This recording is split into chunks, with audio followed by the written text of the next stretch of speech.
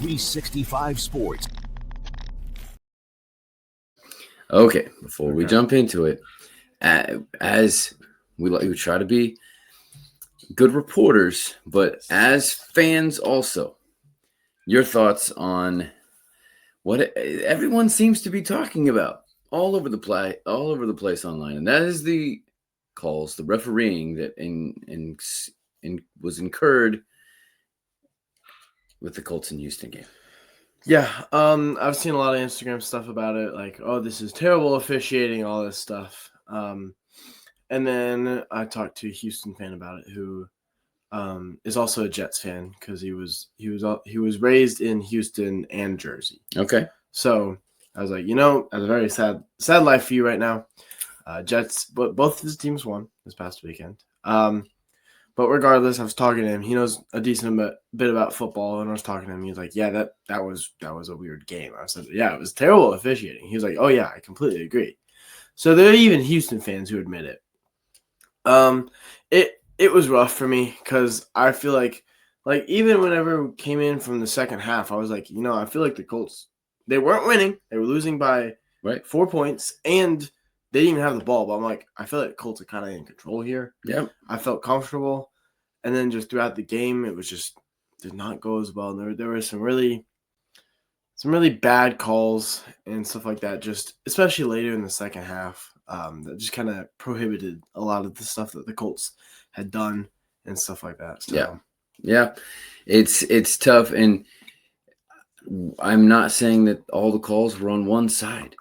There were bad calls on both sides, but I think the biggest ones and the biggest moments went not the Colts' way.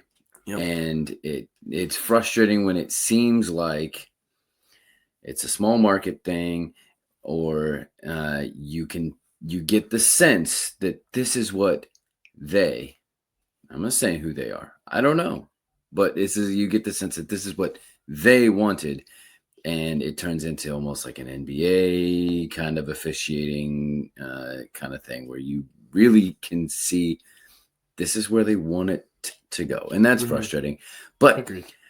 I think the only real answer to this is full-time referees. Yeah, I completely agree. I was talking about it during the game. Yeah. I was like, I think a major problem is they're paid part-time. So what are they doing with the rest? Do they have enough money where they can just be refs, but there's part-time for NFL jobs? Yeah.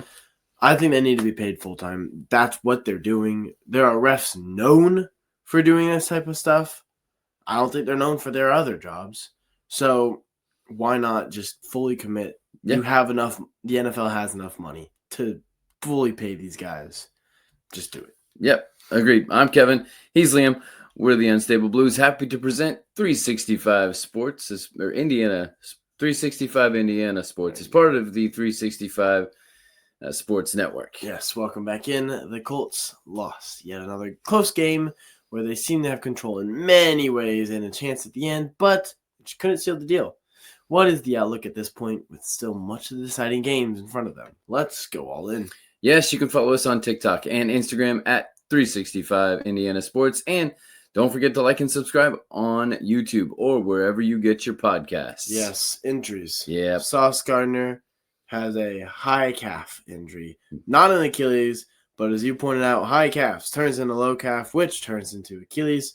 So definitely not playing next week. Week after, maybe not. Week after that, he may be put on IR until the playoffs. Yeah, it's when you are in a boot and a cast, it's a boot and crutches right after the game. It's usually not a good outlook at that point. Not at all. All right, time to go through the narrative. The Colts won the toss, and as they've been doing all season, they chose to take the opening kickoff. Yes, unfortunately, though, that ended the same way as the last 4 drives against the Chiefs, with a 3-and-out. Yes. The defense held Houston to only a field goal, even after an illegal contact penalty on Jalen Jones while he was on Schultz. The next 2 possessions for each team resulted in quick punts, leading to a decent drive that stalled out with a fumbled snap on a Tyler Warren tush push attempt on 4th and 1. It would have worked. you can't prove to me that it was. I mean, it was. I think it was just sped up a little bit too much. They tried to be too sneaky with him in motion and then taking it, and then it just didn't work. Yeah, it's not that he hasn't taken snaps. He played quarterback in college or in high school, and he played a few snaps in college as well. And he's done a couple wild card things as well. So. Yeah, but the Colts rebounded really well. Speaking of which, open goal rebounder and goal setup is perfect for your backyard. Click the link in the description for more, because the very next play, Cam Bynum intercepted C.J. Stroud, and that resulted in a pair of 19-yard Alec Pierce catches, the last one being a touchdown, but Michael Badgley missed the extra point. Yeah, that was frustrating. His third missed extra point this season, and he didn't even play the first month of the season. Yes, the Alec Pierce touchdown, though. Oh.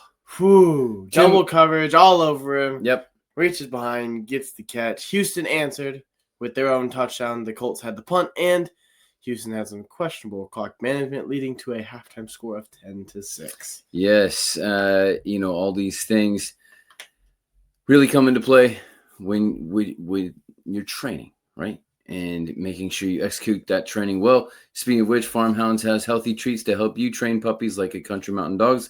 Click the link in the description for more.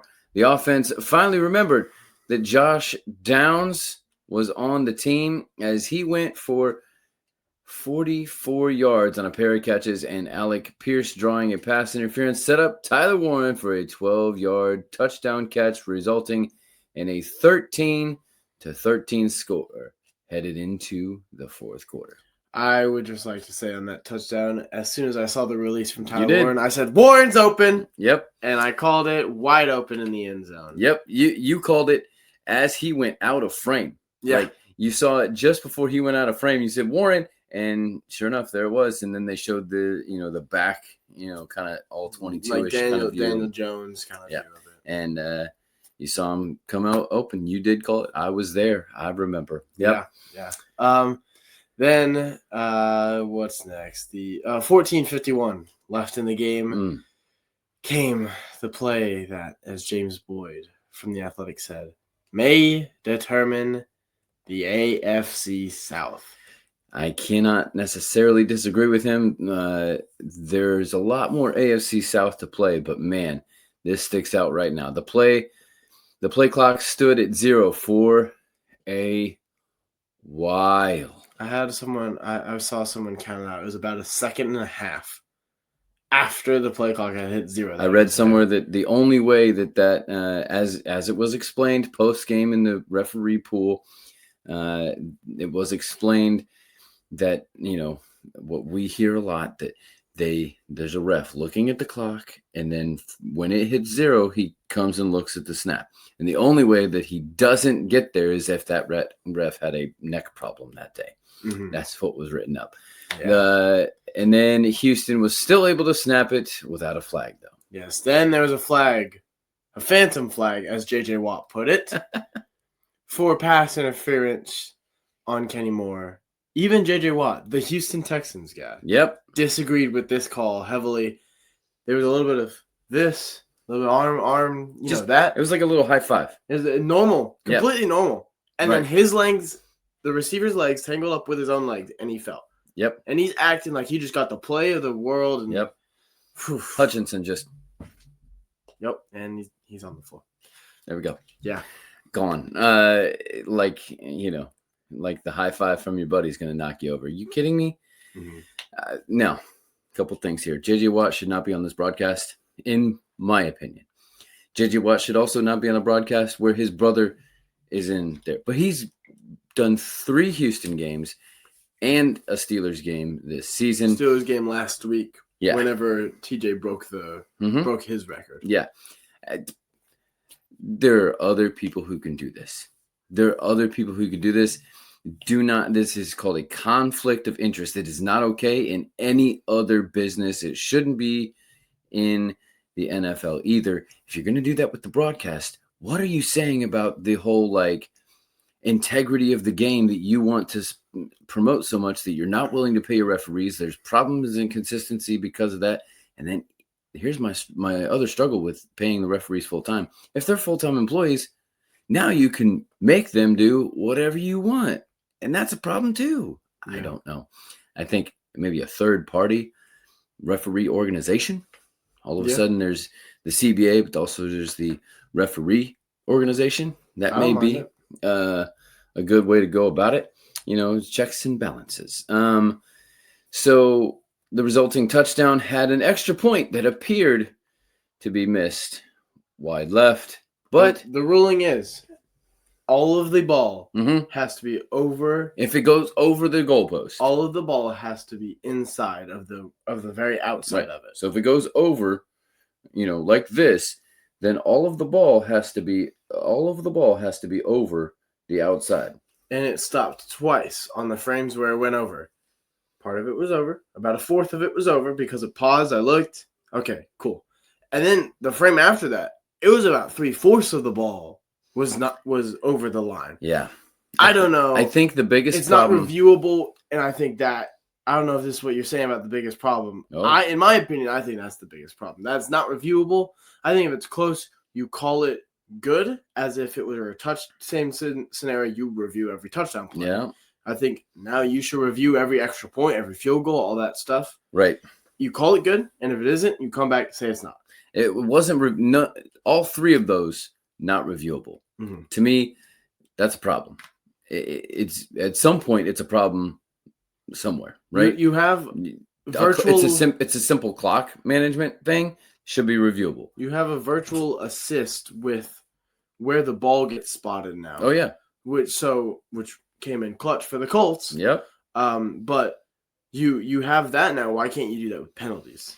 Yeah, but I think the biggest problem with the extra point thing was I think there needs to be the ability to sync video between angles, because what we never saw, and surely this video is out there, which is completely troubling, is a view from the end, like the end line, where you're lined up with that, and you should be able to sync those two videos together so that you can see when it actually crossed the end point over the goalpost, and then sync that with where the ball was lined up. Mm-hmm. Does that make sense? Yeah.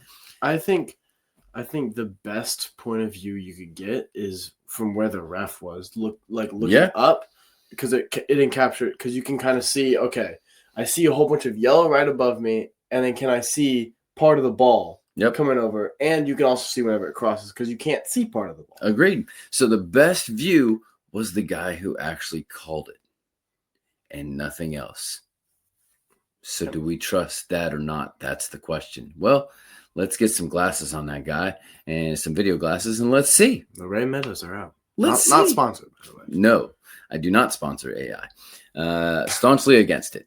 The movies have been warning us about this forever and ever. Yes, then the Colts went down and scored a field goal, and the defense came up with an impressive back-to-back tush-push stop on 4th and 1. Well, 3rd and 1, then 4th and 1. Yep. Inside one on both of them, and same exact play, coming up big, put everybody inside. Do the Colts actually have the recipe for stopping the tush-push? Do you think if anybody would, it's the person who instituted the tush-push was Shane Steichen? Yeah. Maybe he knows how to stop it. Maybe. Interesting. Yeah. Well, we'll see if they ever, well, I guess it'll be next year that the Colts play the Eagles. Yeah. That was stopped after getting into long field goal range and needing a touchdown, as Pierce could not haul in a pass with two defenders draped on him. Downs dropped a pass between his legs as he slipped, and then Michael Pittman also couldn't catch a ball while a defender was on his back. Yeah, and then the Colts, looked like they could have something, but then the defense just couldn't muster another stop. Shout out to Marks, forget his first name, but Marks, Woody Marks from the team from Houston. Yep. He had a really good run that Blackman should have made a tackle on him and kind of just shoved him. Yep. Got him down, but Marks was able to stumble for the first down, which it would have been a 3rd and 6, something like that, compared to that's a first down. The clock just doesn't work in your favor. Nope. And that's the game. Yep. So. Speaking of which, Joi Baby Sleep Sacks can help you call game against your little one for the day. Click the link in the description for more on that. Yes, stat sheet time. Daniel Jones went 14 for 27, so just barely above 50%. 201, 2 touchdowns, and a 101 rating. First game this season, I believe, that Daniel Jones has gone for over 100 passer rating, and the Colts have lost. Yep. Agreed. There's a second part to that. Jonathan Taylor had 85 yards on 21 carries and 3 catches for 36 yards, so that puts him over 100 total yards. Alec Pierce had 4 catches for 78 yards and that amazing touchdown. Yep, and Zaire Franklin had 13 tackles. The defense had 2 sacks and 4 TFLs. Only allowed 1 sack on the day, which is pretty good. And they had that Cam Bynum interception. Yep. So it's time for the intangibles. What are the intangibles to you that were a deciding factor here? Well, they ran the ball and they kept running the ball. Yep. JT had over 100 yards all purpose. Yep. And most of his reception yards were short as well. They weren't deep or anything like that. Right. So extension of the run game. And they also kept the ball and turned the ball over. Right. They got turnovers and then they kept the ball. That's right. My 2 key points here. Okay. Daniel Jones got his 100 rating, right? Yep. What the Colts did not do is they didn't score 20 points at least. I said the mark was 25 points before the game. Yeah. I said if they don't get 25, they lose. They lost. They didn't get 25. Yep. Honestly, that's fine. And then my other key point, JT did not have a touchdown. They are 1-3 whenever JT does not have a touchdown. Yep. He needs to score. And then last thing, actually no, that's my play of the game. Okay, all right. Those are my 2 things. All right. Honestly, you look at this and I kind of go, I don't know what else the Colts can do from a statistical standpoint to win this. Time of possession was you can't look at the box score. Right, about 10 minutes in favor of Houston, so that's part of it. The Colts have been able to overcome that plenty this season because they score and they score fast. Yeah. I think what we're learning is that they do not seem to have the killer instinct at the end of the game against good teams. They do have it. They beat the Cardinals in crunch time and they beat the Falcons in overtime. But against the good teams, they don't have what it takes, at least from what we're seeing at this point. From as of right now, they don't. And I think Jacksonville, the next game in Jacksonville, which we'll talk about later in the week. Yep. A little bit of tease there. We'll talk about that later in the week. That's another very good team we're going up against. And we got to lock in and get that killer instinct. Yes. There's still a lot of AFC South ball to play against each other. 3 more AFC South games. A lot will be decided for the Colts based on this game against Houston and then the game next in Jacksonville. Because if you can't get either one of those, now you're playing a lot of catch-up. Yep. It's almost like you have to win the rest of your season. Yeah. So. And that isn't easy either. It's time for the Mayflower move. What is your game-changing play of the game? I have 2, but it's kind of like a combo. Okay. The Michael Badgley missed extra point. Okay. And on that, the should have been missed extra point by Fairbairn. If either one of those goes the opposite way, Michael Badgley should have hit it. Yep. And the Fairbairn should not have been. Right. We already discussed that. Then you only need Michael Badgley to come out and hit like a 45-yarder. Yep. Which he hit something like that earlier in the game. Right. So you just need him to come out, hit it again, and it's a tie game. You just got to stop them. And you've got the momentum going into halftime at that point. Yep. Or into overtime. Sorry. You just got to stop them on defense. Yep. Which they've seen them on do. the 4th and 1. You had momentum like that. Yep. You trust your defense at that point. Right. So yeah. The fact that the defense couldn't come up with a last stop, I mean, there wasn't a whole lot to play for there other than just a last-ditch effort because your offense hadn't provided you that extra spark coming back in after you just made that stop. Yes. Mine is the Josh Downs drop on the last, it was like 3rd and 9, I Yep, believe. 3rd and 9, it would have made it 4th and 2, And 4th and 3. Even if he was stopped there, and I believe that Downs has the mobility to make that into a first down. We saw it on the what we call Josh Downs drive. Yep. We saw that on the crazy toe tap that he had. Yep. On that drive, he caught a ball and it looked like it was going to be like, okay, 3rd and 3, something like that. But no, he got to the first down. Yeah. And so he just has the ability to escape tackles and make that. Yep. Make that last. That's like his move, catching it 2 or 3 yards behind the first down and doing a little spin around the defender, and somehow they go to where he was and not where he is, and he gets it. So, but it brings up a point that I wanted to make about the Colts field in general, that no players like the new grass that was put in last year. Downs has even talked about it on their new podcast and said that it's awful, that they slip all the time. And that's exactly what happened. And honestly, as you look at the play, I think you're very fortunate that there wasn't an injury on that, because his foot slips clear out and it's positioned like you would see a position of a torn Achilles, where it's kind of at a, weird angle, that you wouldn't typically have your ankle be at if you can help it. I would venture to say that's why Ward led up a pretty big pass against Nico in kind of crunch time. Yeah, slip too. That led to the 4th and 1 stop, but he slipped because the field. I would argue to say that's why Sauce got hurt. I think you're overcompensating so much trying to not slip that you're putting more tension on your legs, which is coming from someone who tore their ACL.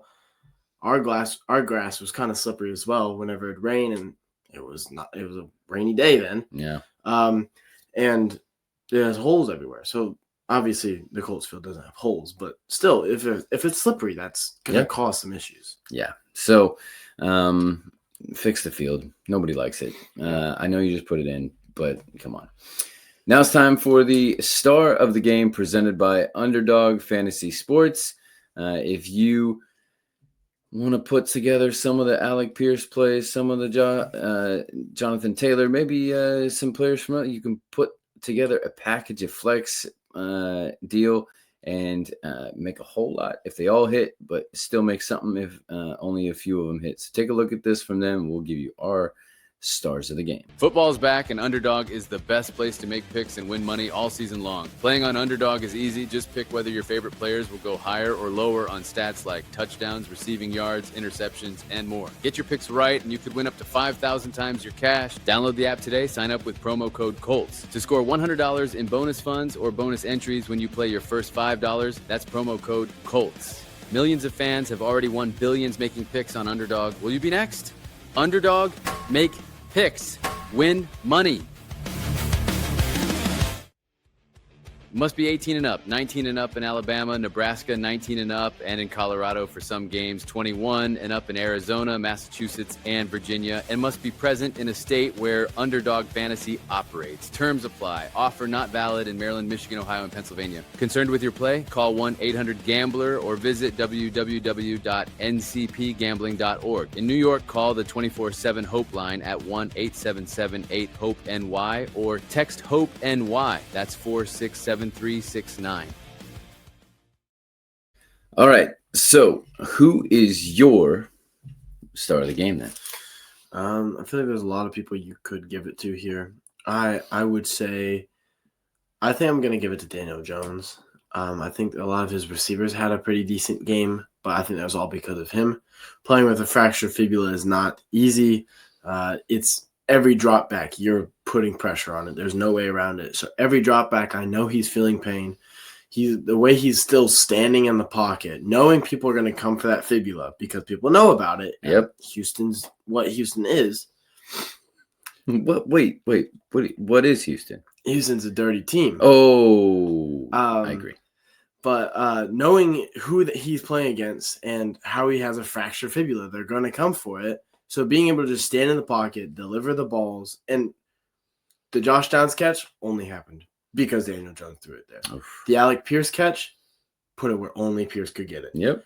There were a couple misses, but everything that I saw was he had the right idea. Okay, I need to put it here because that's the only place my receiver has a chance at it. Yeah.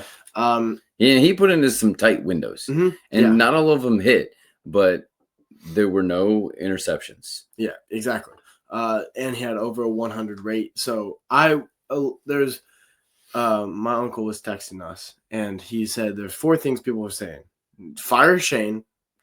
I don't agree with that. I think Shane has done a fantastic job. There's a reason why he's up for Coach of the Year. Yeah. Shane, they're saying fire Shane.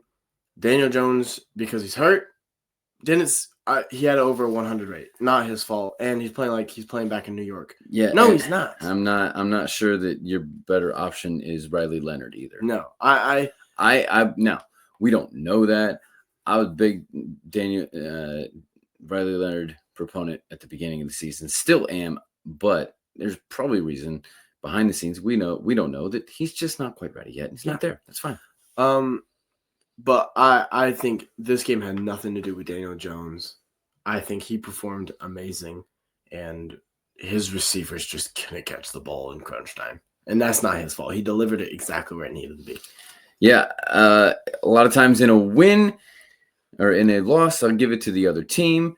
But I found it comical that Houston is celebrating what they came, D'Amico Ryans in the locker room. We came here and we got what we came here to get. What did you get? What did you actually do to win that game? Nothing. The refs won it for you, if anything, and the Colts lost it. Houston did not win. The Colts lost. That is as simple as it is. And as you mentioned, as a dirty team, or what I call a game of thugs, that's exactly what you would expect from thugs, claiming that they got something when it was given to them. So my player of the game is Alec Pierce. He was almost the first player since 2021 to have both a touchdown catch and an interception in the same game, as he was playing defense against the Hail Mary at the end of the half. Yep, almost had it. Almost. Well, that's it for today. We'll be back tomorrow with our Crimson Cutback look at IU football, number 2, undefeated, heading into the Big Ten Championship to play number 1. If you don't want to see this game, you don't even like college football. Later this week, we'll have our Unstable Pick 6 NFL prediction episode. Keep the pace, look at a weekly look at Pacers basketball, and our Candy Stripe clear out check-in with IU basketball, and our preview of the Colts trying to win in Jacksonville for the first time since 2014. Good luck. This is Liam. And this is Kevin. Reminding you to say 365 Indiana Sports. 365 Sports.